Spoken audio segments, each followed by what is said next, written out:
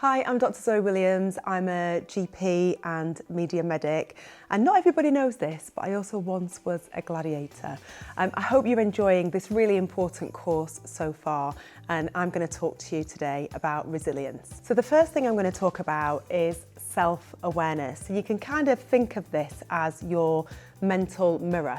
So in the same way we might check our face in the mirror every day for spots or see how you're looking, we should be checking in on how we're feeling as well, because we can't help ourselves if we haven't identified that there's an issue in the first place. So this just means on a daily basis or regularly as you can, just asking yourself, how are you feeling? How are you really feeling? Think of self-awareness like checking your phone battery. You've got to know when you're running low.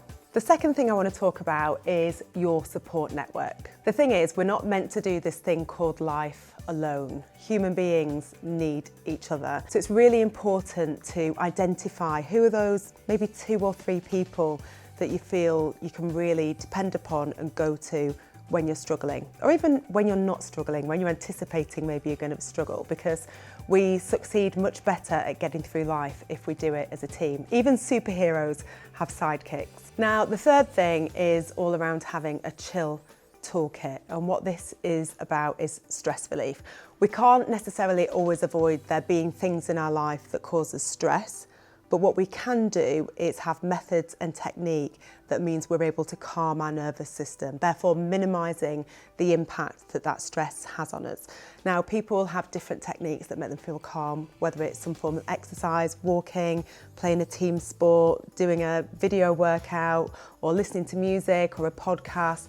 Whatever it is for you, then go to it. Recognise what your stress relievers are and remember that you've always got them in your pocket to use them when you need to.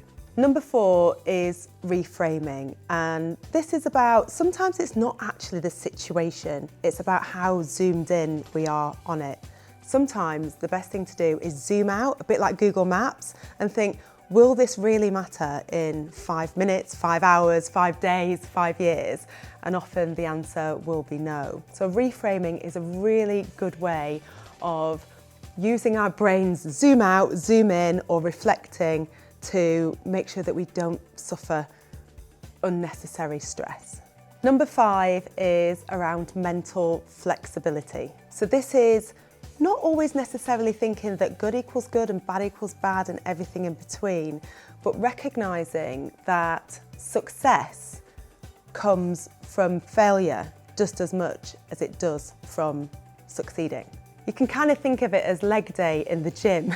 Failing really hurts. It's really hard work, but it gives us the most gains overall, because through failure we learn about ourselves as well as the process, and that helps us improve and adapt and change in order to succeed in the future. Any successful person will tell you that they failed more than they succeeded early on. Number 6, life skills, and I think this is with a focus on stress survival. I think all schools should be teaching how you can manage stress and problem solve. So there's a simple 3-step process that I want to talk you through. Number 1, what's the problem? Number 2, what are some options? And number 3, what is one small step that I can take to improve this right now?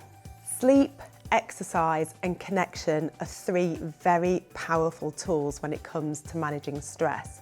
So putting effort into trying to get good sleep, exercising regularly and having a good social network means that when stress comes about, you've got everything in place to manage it the best you can. As human beings, we need stress. Stress motivates us, stress gets us up out of bed in the morning, stress helps us to revise for that exam. So we do need some stress. So it's about recognising when stress has become unmanageable and then putting into action your toolkit to help you manage that stress, or reaching out for help, discussing it with a friend, whatever works for you.